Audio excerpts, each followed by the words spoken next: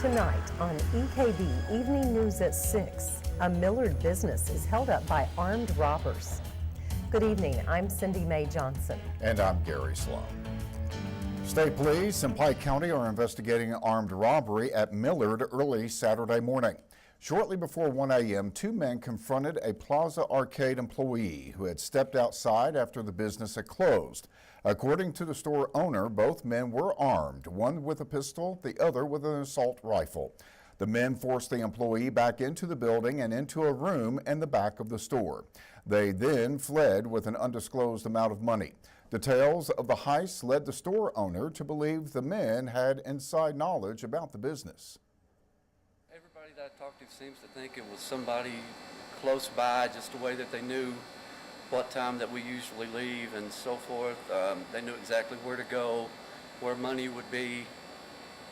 So we're just going to change our routine up. Try to do everything we can do to make sure it doesn't happen again. I feel in my gut it's somebody that's been in here, recently. The men were both wearing black hooded sweatshirts and Halloween masks. Kentucky State Police is asking to report any information about the case by calling 606-433-7711. Callers may remain anonymous. Well, already plagued by stricter regulations, power plant closures, and increasing market pressure, the coal industry faces a new challenge today, and it's crawdads. Crawdads. The U.S. Fish and Wildlife Service yesterday proposed protecting two varieties of crayfish under the Endangered Species Act. The action was in response to a 2012 lawsuit brought by a Center for Biological Diversity. One of the species, the big sandy crayfish seen here, is found only in Pike, Floyd, Johnson, Lawrence, and Martin counties in Kentucky, Buchanan, Dickinson, and Wise counties in Virginia, and Mingo and McDowell counties in West Virginia. The other, the Wyandotte River crayfish, originally came from Logan, Mingo, and Wyoming counties in West Virginia, but now is known to survive only in Wyoming County. According to the center, the crayfish are sensitive to water pollution and have lost half of their habitat to mountaintop removal coal mining. Once the rule is finalized, it will be illegal for any person or company to do anything to harm the crayfish or its habitat, which could place new limitations on future mining. The Fish and Wildlife Service will accept public comment on the proposed rule over the next 60 days. Comments may be made by mail or online via the methods you can see on your screen. With just 17 words, Kentucky Senator Rand Paul transformed the 2016 presidential race, announcing this morning his decision to seek the nation's highest office. In a statement released on his website this morning, the Tea Party Republican said he was running for president, quote, to return our country to the principles of liberty and limited government, end quote. Later in the day, he held a rally in Louisville to kick off the campaign. Paul is just the second major candidate to officially declare for the race, joining fellow Republican Senator Ted Cruz of Texas. Freedom Seed and Feed is partnering with the University of Pikeville to expand industrial hemp cultivation on former mine sites in eastern Kentucky. The company considers the program to be strategic in enhancing the long-term viability in its base commercial enterprise of growing high-grade hemp for commercial use through the use of its innovative soil building methodology. EKB News reporter Shelby Steele sat down with Eric Mathis with the University of Pikeville to file this report. Freedom Seed and Feed, based in Lexington, has entered into a partnership with the University of Pikeville to further develop and execute a strategy for utilizing post-mine land to grow industrial hemp in Appalachia. Guest lecturer for Applied Sustainability at UPike, Eric Mathis, says the university has been utilizing its students in order to get the ball rolling. So another part of the partnership between the University of Pikeville and Freedom Seed and Feed is through the emerging Applied Sustainability program at the university. They're developing student-based research to explore a variety of research and development opportunities within the industrial hemp sector.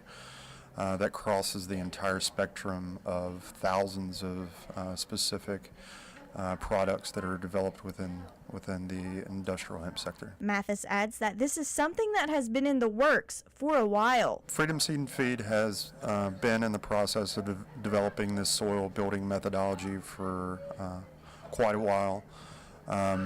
And I've been working with David Hadlin from Freedom Seed and Feed to figure out how they can begin integrating their soil building methodology into mine site reclamation. So from that, we decided to Freedom Seed and Feed decided to partner with the University of Pikeville to begin exploring how they can begin scaling that soil building methodology. Mathis says they're not too far away from breaking ground and being able to grow industrial hemp in Pikeville. Student-based research with the University of Pikeville is already underway to develop specific products as well as explore other potential products. As far as the pilot program, the mine site pilot program with the University of Pikeville, they should be breaking ground. Freedom Seed and Feed should be breaking ground within the next week and should be getting seed within the ground within the next month. For EKB Evening News at 6, I'm Shelby Still. A Williamson woman was arrested yesterday after she called police to report that a 7-year-old autistic child in her care was missing. According to a report filed by Kentucky State Police, 55-year-old Stauncy A. Turner requested to help find the child, saying the child had gotten out of her van while she ran inside a restaurant at Appalachian Plaza to pick up an order.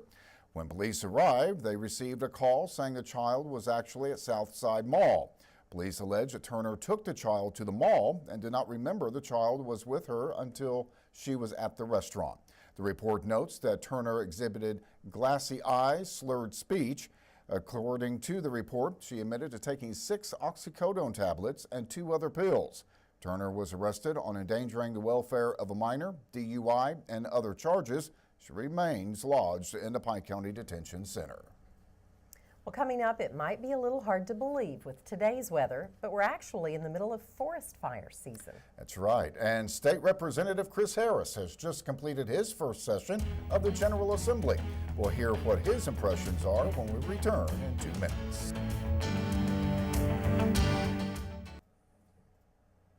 Even on this rainy and wet day, our region is in the middle of forest fire season. And according to Pikeville Fire Department Battalion Chief Robert Lindsay, recent rains actually make the problem worse because they lure the public into a false sense of security. Lindsay says even though the region has seen a lot of rain this spring, high winds dry out forest fuels and spread fire quickly. For that reason, Lindsay advises anyone wanting to do outdoor burning to first call the fire department. If you have any questions about whether to burn, and one of the things we like to ask people, even if they're going to burn a small pile, is to contact your local fire department before you ignite it. And that way we will have a heads up of where the areas where people who are burning. Plus, if we know of a wind advisory or an issue, high humidities, that we can, maybe ask people to wait a couple days. By law, spring fire season in Kentucky runs through April 30th. During this time, it's illegal to burn anything within 150 feet of any woodland or brushland between the daylight hours of 6 a.m. and 6 p.m. Kentucky State Representative Chris Harris recently returned from his freshman session of the state legislature. He says it was challenging to transition from local to state government. EKB News reporter Shelby Steele brings us this report. Chris Harris is a freshman state representative for the 93rd Legislative District of Kentucky, serving the areas of Pike and Martin. Harris is a 1993 University of Kentucky graduate and a 1996 graduate of Chase Law School at Northern Kentucky University. Being new to the legislature, Harris says during his session he focused on learning new things so he can better serve his area. I spent this session learning the process, had a couple bills that moved through both chambers, the House and the Senate, and be signed into law by the governor. I was on a conference committee, appointed on a conference committee to meet with senators and work out some legislation that there was disputes between the House and Senate on, so I learned how to do that. Harris adds the session was different than what he's used to because he had only been previously involved in local government. It was a little, I guess, unsettling in that you're going into a new process without having been through it before. And so there's a lot of terms, a lot of procedures that I was not used to dealing with at the local level. Local government is the government that's closest to the people. That's where the rubber meets the road. And as a magistrate, I spent 12 years as a magistrate, you can actually help people immediately when they call you. You've got resources that you can actually go out and do something for them on a fairly immediate basis. In this position, it's a little slower, and being able to get things pushed through the system, it takes a little longer than what local government does, and I guess that's the way it's intended to be. Harris explains that there were a few bills he was disappointed in seeing not make it through the legislature. The bill to shore up the teachers' retirement system, and we would have been bonding money to infuse into the KTRS to help stabilize that system. And that passed out of the House, did not pass out of the Senate, which I was very disappointed that didn't go through. Now, saying that, we also have issues with the Kentucky employee retirement system that also have to be addressed, and I think that both of those will be eventually addressed in the future, hopefully in the coming sessions. For EKB Evening News at 6, I'm Shelby Still. The Floyd County Public Library is looking for unsung heroes. The library is asking for the public to nominate people who make a difference in their community, and they're planning to host a hometown hero meet and greet on April 20th. People from all walks of life are eligible for the honor. Their deeds can range from the truly heroic, such as saving someone from an accident, to everyday heroes like teachers, coaches, or friends who always seem to lend a hand. To make a nomination, call the library at 606-477-7323 or send an email to fclib@asp@gmail.com. The Big Sandy Singers and Band is looking for new members. The group will hold auditions Tuesday, April 21st in the Gearhart Auditorium on the Prestonsburg campus of Big Sandy Community and Technical College. Auditions will be held for singers, a drummer, guitar players, a bass player, violin, fiddle player, and other instruments. Those selected for the group will receive a full paid scholarship at Big Sandy. Those who wish to audition must contact Clayton Case at 606-886-7388 or by email at ckcase0005@kctcs.edu. Something tells me we don't qualify. I don't think so. The fact that we don't play an instrument? That's it. Coming up, Jamie Johnson will give us highlights from the Reds opening day. But first, EKB Chief Meteorologist Lathan Hopkins will be in with all of the dreary details of this week's Sawkey forecast. We'll be back in 2 minutes.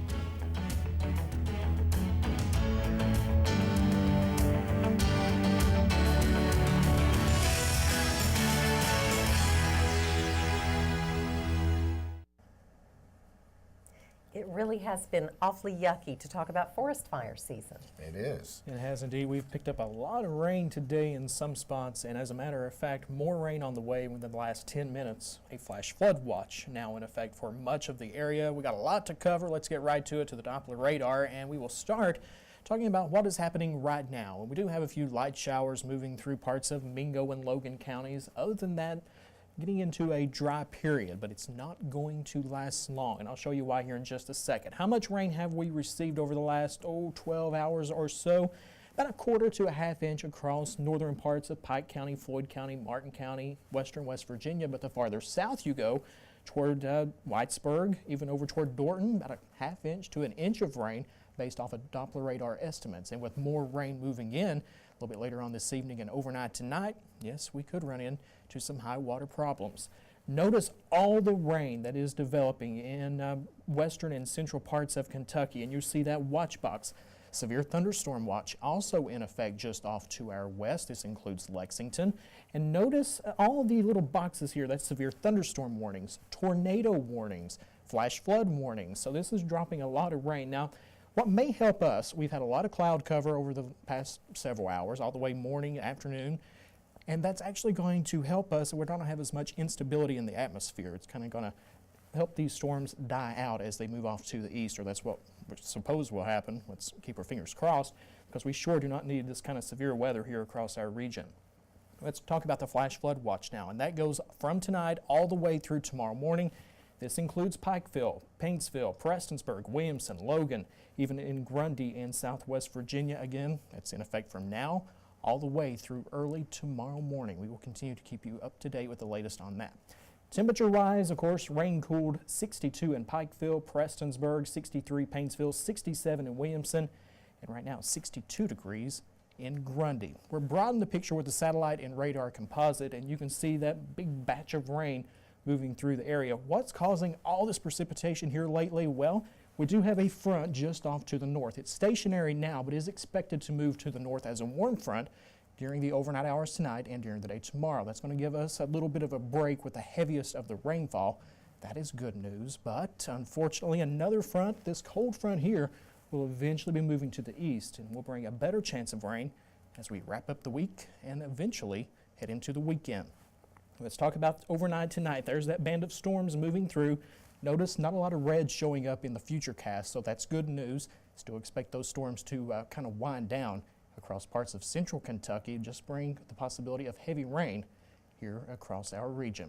All right, one thing that the rain has done today is drop the pollen levels, but unfortunately, for you folks suffering from allergies, it's expected to increase over the next 3 days. Sponsored by Faith Pharmacy, Adams Plaza in Pikeville. Back to 10.1 tomorrow, 10.5, which is in the high category on Thursday, and much of the same as we wrap up the week on Friday. All right, 5-day forecast, 78 degrees for tomorrow, 81 on Thursday, 50% chance of rain both days. Good chance of rain moving back in on Friday, showers and thunderstorms likely. But hey, the weekend, upper 60s, low 70s, dry Saturday and Sunday. So not bad once we get to the weekend, but we got to get there. And again, we'll watch the creeks and streams tonight. Now, how soon will we start getting hillbilly days forecasts? We may take a look at that a little bit later on this week. Good. Yes. Okay.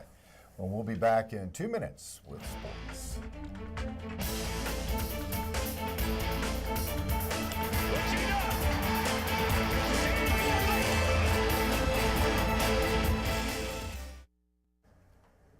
Well, Jamie, I heard there was a basketball game last night of some consequence, I guess. Yeah, there was a game. Some people watched it. It got a good rating, believe it or not. I don't know how it did here in the Bluegrass. But Not so well. yeah, probably not as well as it did nationwide. But it was for the 5th time. Duke Blue Devils, they are your college basketball national champions. Yet this was the first time Hall of Fame coach Mike Krzyzewski relied on freshman one-and-done players to carry his cause. Duke freshmen scored 60 of the team's 68 points en route to a 68-63 victory over Wisconsin last night. Duke freshman Tyus Jones, who finished with 23 points, was named the tournament's most outstanding player. The Blue Devils outscored Wisconsin by 14 points over the final 13 minutes to seal the win. Turning our attention to the Cat Tracker 2015, UK sophomore DAKARI Johnson will reportedly make a decision on his NBA future by the end of the week. Johnson's mother told SNY.TV's Adam Zagoria that her son is gathering the necessary information needed to evaluate just where he could land if he decides to go pro. Johnson is projected as a late first round or mid-second round draft choice. Only one town does opening day of the Major League Baseball season the right way, complete with a downtown parade, excused absences from work and school, handed out at the ticket gate. Now that might be a little facetious, but that would be the Cincinnati Reds. And yesterday, a regular season crowd of 43,633 went home happy. We'll pick this up in the bottom of the 4th inning. J. Allen Bruce with the crush to right field, 2-0 Reds. Bruce coming off his worst season so far in his young career. Now moving on to the top of the 8th, reliever Kevin Gregg trying to hold the lead for starter Johnny Cueto and raise the Jolly Roger. Pirates slugger Andrew McCutcheon would tie the game at 2. Pirates have won more games at Great American Ballpark in the last 13 years than any other visiting club. Reliever Kevin Gregg, he looks like Clark Kent, he pitches like him too.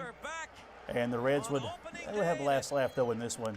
The Todd father, Todd Frazier, the new face of the franchise, beloved by millions, kissing babies, putting the Reds back in front with this 3-run home run. Don't call anybody, it's over now, Clint Hurdle.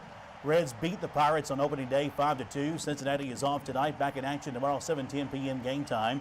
6:40 for the pregame on 98.1, 104.3, the Oldies Radio Network. As we'll move on with our attention to high school baseball, Pike Central visiting Belfry last night. Let's take a look, staring right at you right there. PJ Sowards all over my EKB TV. Pike Central leading 5-2. Ducks on the pond, bases loaded, top of the 5th. Pitcher Jacob Francisco of Belfry, he's a little nervous. And it's going to get bad. He uncorks one here, allowing a run to cross. Hawks with the heat in this one early on. As now runners at second and third. Brad Elkins now at the dish, and he would turn the dishwasher on. He'll clear the bases here with a double. That'll score 2 more. Elkins does it on the football field, did it in basketball, doing it in baseball as well. He's at second base. Elkins would get greedy here. He would steal third just because he can. Right in there safely. 2 more would reach. Belfry in trouble here. Bases juiced again, yet Hunter Clark would fly out to left field, and Belfry would stop the bleeding, but this one was all Hawks as Pike Central would emerge victorious 8-2, the final. Let's head to Davis Park. Pikeville hosting Eastridge in the All-A Classic action last night. Bottom of 3, Tyler Elkins with the shot past second. That would get things going here early on. Now, Pikeville would play some small ball. The sacrifice, that would push Elkins to second. Sack bunt if you're scoring at home or even if you're alone. Now, Cade Byers to the plate, reaching. I've never seen a cop. Chopper to third, and here's how he got there. The drop at first. Can't do that. And then another pass ball. All of that going around this spring. Go to the clinic. That would score Elkins. Panthers would pick up a couple more, defeat Eastridge 3-1. Other scores from last night's action. Also from the 15th Region All-A Classic, it was Sheldon Clark with no trouble over Phelps 9-1. And over in the 14th Region, a slugfest. Knott Central defeated Letcher Central 11-10. Softball action, couple of games from last night. All-A Classic action, Betsy Lane 18-1 over Prestonsburg. Sheldon Clark also knocked off South Floyd 18-2. Pikeville was also a winner over Paintsville 11-4 last night in All-A Classic softball play, and that's a look at sports. I'm glad the rain held off and all those games got in last night. Well, not so much tonight. So. I know. I'm happy for last night. There you go. That's right. Well, we'll be back in 2 minutes.